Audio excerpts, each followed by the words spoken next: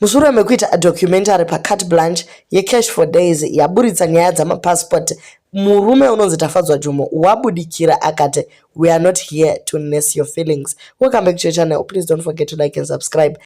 Murume anonzi Tafadzwa Jumo ndiye akaenda undercover akasvika kuBusumane akabvunza varume veikoko kuti zvinofambiswa sei zvemadays ava vachitevera kumashure. Iye since angariye anoziva zvelanguage ndiye akamhanyisana nenyaya dzacho kusvika vanosvika kuborder vachibvunza nyaya dzacho dzakadaro. So manje pane vanhu vazoti guys mavengwa mumastreets mukoma budikirai mutaure divi renyu mukuru, imimi achireva Tafadzwa Jumo.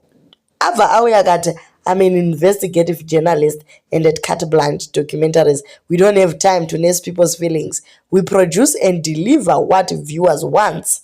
Anditika amboti iye ndiri kukuinvite vedu way to watch yet another Carte Blanche episode on DSTV channel 101 or on YouTube for an expose we did at the Beitbridge border post. We are not in the business of nursing people's feelings. We are investigative journalists. We go there kuti tikupe nyaya dzese dziri kuitika ikoko. So haana kana kudzora tsvimbo, ari kuti vanhu vachakuvadziwa chaizvo ende hazvina basa naye, iye munhu ari pabasa. Rakazowanikwa kuCarte Blanche tatambudzika. Regai timboseka. So guys, this is something that is very outrageous to the netizens. Kuti kondo patiri kudyira ka ko iwe wozoenda sei wonova mutengesi nguva dzakare kare vanhu vakadai ava hatizivi zvavaizoitiwa kuenda tichikana kuti chii. Okay, so vamwe vari kuti veduweka taakumagumo. This is a lesson to trust in nobody. Hauchazivi ane rudo rwemashuwa. You can't go viral or create content and cause chaos neupenyu hwevanhu zvakadai. This is the highest of it. Why? Why you? The South Africans have got their own journalists. Those are the perfect people to do it. If it was in an angle of helping or wanting to expose the corruption, vanoita vega. Munodi kuita journalist kwagaro uko muchimubvunza kuti ko Mr. President nyika iri kuindepi uye vanonzwa sei mazimba achibatwa senhapwa uye kutizira kune dzimwe nyika. These are the questions that you are supposed to be asking, but you fail to do your own investigative whatever journalism kunyika kwenyu. Mouya kuno mozo expose isu your own people. Chiko chakadaro. How can we build a country without a foundation?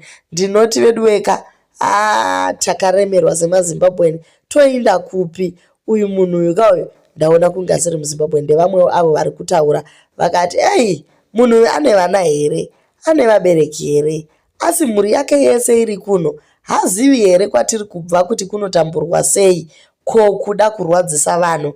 Okay, it hurts how people are putting money in front of everything, including upenyu hwevadikani wavo. I'm sure ane marelatives ese ari muSouth Africa uye marelatives ake ose ane mapepa. Vedweka, you ignore things which matters the most. Takarasima kutevera nyaya dzevanhu vari kuedza kuchengeta struggling families back there. Vedway, vamwe ndo vari kuti comment section musataurise because murume weuchatozouya ipo pano neCarte Blanche yake akatipedza tese. Why vanhu vachida kungozvikuvadzisa mahara at the expense yekunzi unoziva basa. Guys murume uyu hatorina kana basa nesu semazimbo. Kushaya kana kuti I apologize kana kuita no comment. Pakadai apa ndo pekunzi kwai unongoti no comment ka. But iye ari kutouya kufront ikoko kuzokudza kuti guys handisi kutodzora tsvimbo. Tiri kutoenderera mberi and this time tiri kutonosvika kuborder uko. Let's hope hama dzedu hadzina kubudiswa mafesi adzo guys. Tine dambudziko mazimba. We want nyika igadziriswe but kuti zvikwane mupfungwa hatina because Jumo has wrong at all apa. Why do we have to live in corruption? Let's start there. Inini ndiri kutofarira Jumo uyu. So ndevamwe avo vari kuti aiwa Jumo aita zvakanaka aburitsa corruption. Kana corruption yabuda zvezvakatinakira kuti isusu tochipuwa ma 2 weeks. Passport dzenyu dziya muchadzitumiri kuborder. Mogara nadzo overstay. Kana kuti meme chiti mukauya 2 weeks momanya kucrossa kubuda muchidhindisa moga muchipinda kana 3 months dzenyu dzichinge dzakwana zvobva zvavharana mogara kunyika kwenyu, nekuti isusu tinoti nyika ngaigadzirwe asi tiri kuda kuramba tiri corrupt. So ndo maonero ari kuita Munyori uyu. Vari kubvumirana naye vari kuti ngatibvumei kuti guys takakanganisa, tiri ku wrong side yemutemo. Anditika ngatiregei kuda kuti iye ati sori anogoti sori yei isusu takakanganisa. Asika documentary iri richaita die down in no time. Vakawanda vari kudya nechinhu ichi. Saka zvinhu izvi zvichambosunga asi zvichazoregedzera. Ndo pauchaigona here Mexico chaiyo iri kutoita kupfugama, actually USA iri kuita kupfugama nevanhu vekumexico kutomboedza kuvaka mudhuri, kutoisa imbwa, kutoisa masoja. Asi kana vanhu vachida kungopinda guys, vanhu vanongopinda. Vamwe vanongobvuma kuti ari pabasa, vedu vemabasa anosiyana. Jumo ari pabasa, saka moda kuti adiwo kuti mhuri yake idyewo. Kana akasaita basa rake, another thing pasi necorruption ndiyo yauraya nyika zhinji dzemuAfrica. Ndo maonero emanetizens vari kutiwo munhu ari pabasa rake. Asika guys, internet inombokangamwawo dzimwe nguva, pamwe haikangamwe. Ngatiti isusu pakambobuda documentary remagold smuggling yaiisa mapresident mukati nevamwe vakaiswa mazita avo, vana Scott, tikaona masaga nemasaga egoridhe nezvimwe zvakadaro, nemarunners ere kuDubai uko vanhu vachimanya vachidini, vana angels anonzani kouya mukomana. But no time nyaya yacho yakazongopera, hapana munhu akazomboipesiwa nekuti inenge ine vakuru vari kudya mazviri. Kangani maZimbabwe achienda ku court nenyaya yemaDZP kusvika Aaron Motsoaledi atobva akapedzisira akuhealth chaiko, nyaya yacho ichingonetsa. So nyaya dzemaimmigration idzi guys inyaya dzekuti vanhu ngavangoisa hana dzavo pasi, whatever zviri kuitika hai zvichadarika hazvo.